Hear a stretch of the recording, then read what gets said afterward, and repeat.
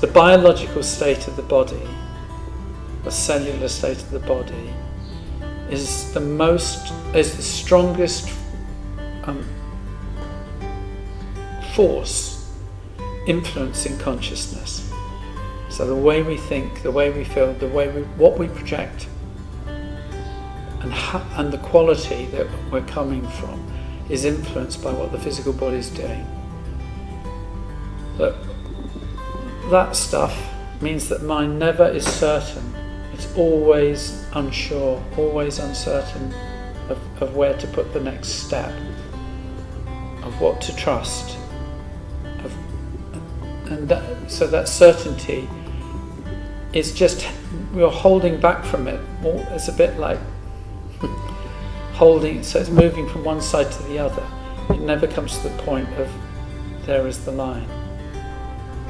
That certainty. And that's a physical condition. It's not to do with circumstances. It is always to do with the quality of the physical nature of the body. It's the strongest influence on how we're thinking, how we're feeling, and how we experience the universe, what we see. If I look around the room, I will see certain things if I am angry, I will see certain things if I'm happy. And there will be different things. And that happiness or that irritability is influenced primarily by a physical condition. It changes the way the universe is. The choice is only there if you see within you now the tendency in the body and change it. That is the choice. The quality of where you're coming from has nothing to do with your living in Ethiopia or New Zealand. What makes the difference is the choice of quality of where I'm coming from now, and where this being comes from in this moment and the next moment and the next moment on profoundly influence the next birth and the next rebirth. And where you were born is a consequence, and the situation you're born into is a consequence of factors that have been in the past, which have come through into this moment, into what we call me. The factors themselves are the origin of me, and the me is the origin of the next being who will inherit the circumstances that we in this moment provide. We have inherited situations. We're providing a situation for a being that may have this name in a year's time or a week's time or a decade's time, or probably in 100 years' time it'll have a different name and it will perceive itself as a different being. But the consequence of that being, the consequence of where it finds itself and the situation it finds itself in, is an inheritance from this being behaving in this manner in this moment now. That's your responsibility, and it's your birthright to change, to become free for this being and all future beings. Just thought you'd like to know that.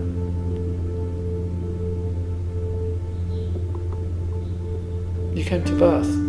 There was a reason for it. You were forced to birth. There was a reason for it. And other beings will come to birth in the future, carrying the inheritance that you choose to give them.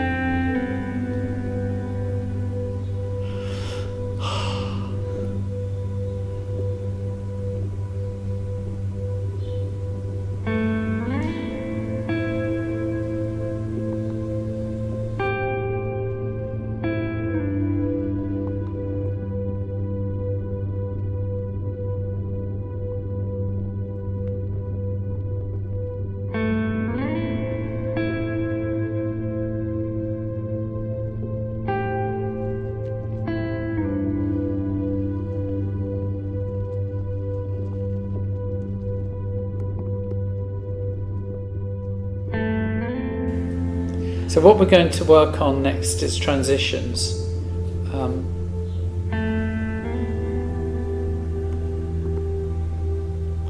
A friend of mine once said to our teacher, "It's all right up here on the mountain, and I can find stillness and silence up here on the mountain, but when I'm with my friends or in the situations in the world, I find it difficult to bring that quality to bear." And my teacher said, fundamentally, there is no mountain. You've never been on the mountain. You've always been in the situation of being here and now in this present moment. There's no difference between this moment in terms of the ability and the other than your decision to see it in a different way, to have a different attitude towards moments in your everyday life, as opposed to this moment now. There's no real difference between it. However, the things that come up in the world and the things that I talked about how we have established consequences.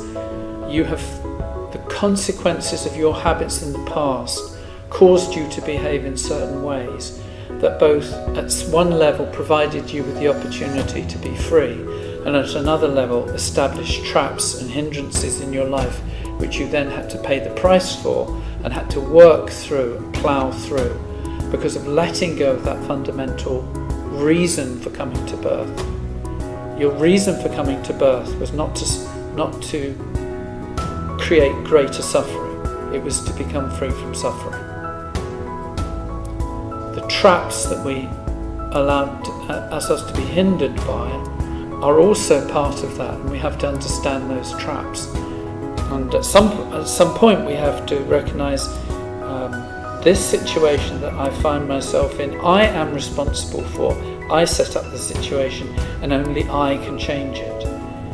And so then the question is, what are the areas where we fail in one particular situation? We fail, and because of that, the consequence of that is that we set up days, months, years more suffering.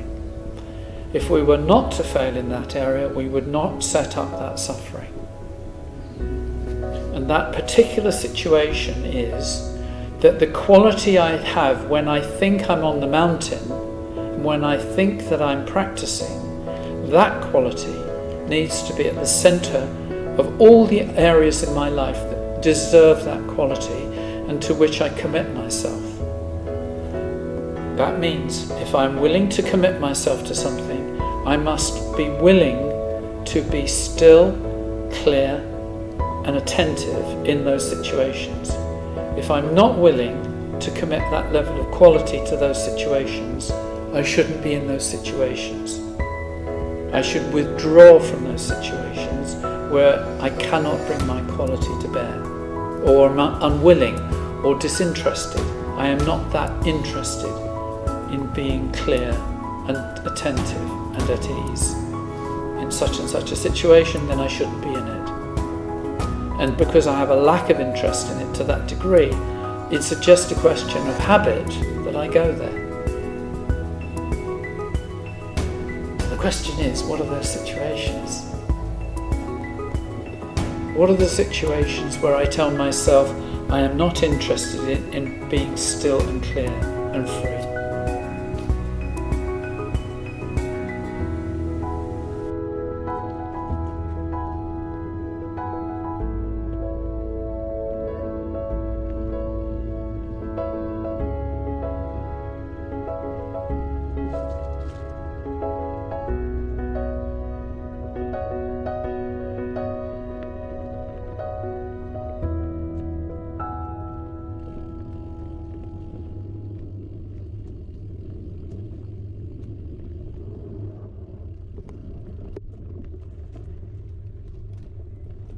There's no point in having perfect exercises if we then throw the switch and we go out into the world and we don't allow that quality. So that ability to take that inner friendship needs now to be shared, not just with the people who are sharing the aloneness, but shared with the individuals that live in the world and the world in general.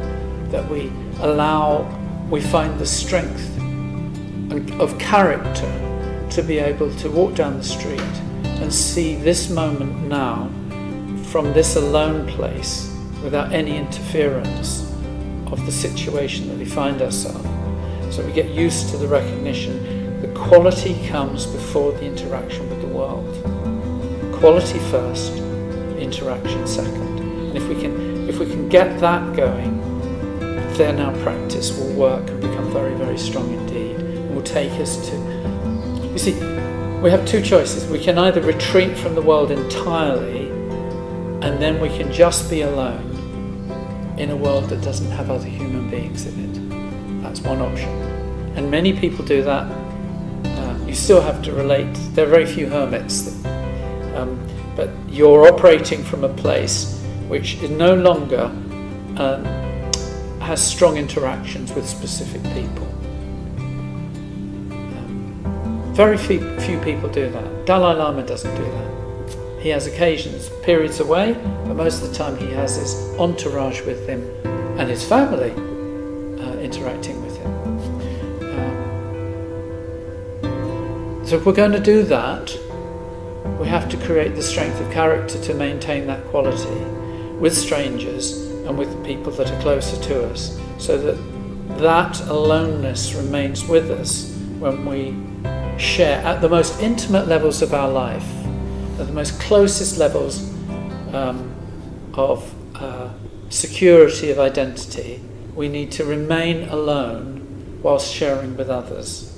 When it comes to the rates bill, or whatever you call it here, the council bill, that you relate to that from that place of openness and aloneness with those that share relating to the rates bill. This is the world that we live in. I watch with interest, and I see people who either relate to it through a form of perverse control that creates a sense of safety and security in their life, and other people who work through bubbles of emotional impact and allow the bubble to happen. It must be exhausting for those bubbles to come up. But people do that, and I get it. That's the way they relate. Other people clamp it all down, hide it, and then try and control the world as best they can, steering it through that perverse tendency, getting through this and not going to let anything know that there's any emotion at all, including me. I feel there's an imbalance there, and I do know that the only way this can work is by incremental stages, being as open as you possibly can be, so that when you get to those incremental stages where it's challenged, where somebody's coming up doing something to you or something's thrown over you, that you meet that in an open way, and that openness then carries through.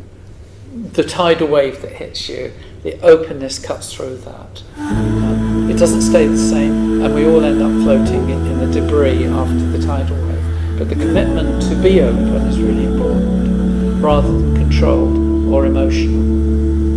Now, I'm not suggesting that we suppress emotion.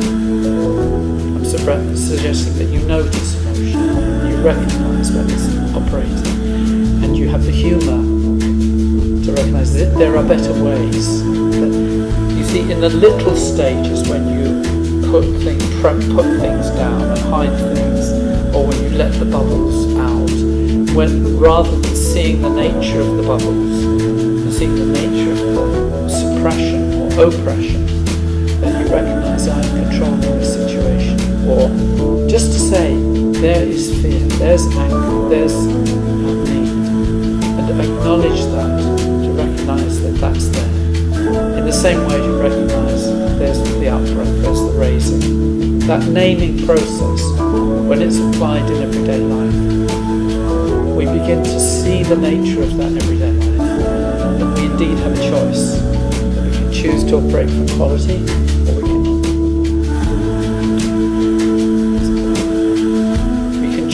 to now seeing the emotion to allow the quality to begin to temper the situation that we find ourselves in.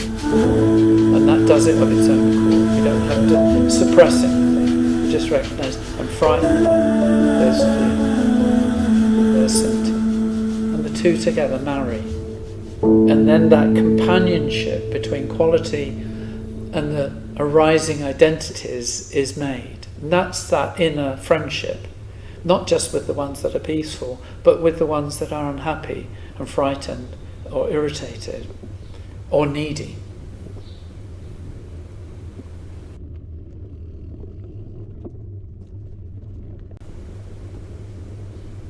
A little bit caught up in that overall, sort of like a figure, but it's no big deal. Exactly. And that is the condition all the time. It's just when we leave the mountain, we think it's different. And it's because of, partially because of things that are projected on us. It is different. The world is like a hard place, it knocks and so forth, and you're just going to have to harden up, etc. And partially because we project out into the world upon other people and upon other situations that we need them, or that in some way we're dreadfully important to them, or they're important to us, and that we have to step away from that. I watched a chemistry. When I see a chemistry of making somebody important to me, I just hear ding, ding, ding, ding, ding, ding going on. And it's not because at that level, it's not a failure of closeness or openness or connectivity. It's a failure of ownership of that person, of creating a sense that they belong to me, and all the pictures of them belong to me.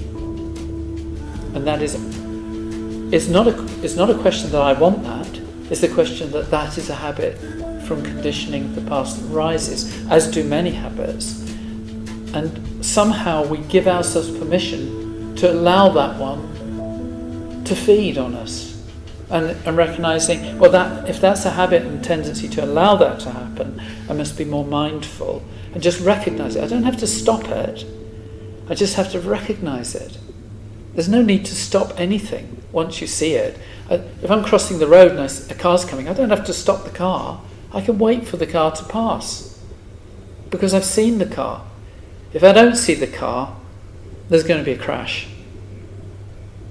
And if I try to stop the car, I'm manipulating the universe in order to make it suit my patterns. I don't need to do that. I can see things come and go. And if we're clear, as we become clearer and clearer and see, I don't own anybody. I am not, even though we have a relationship, but I don't own you.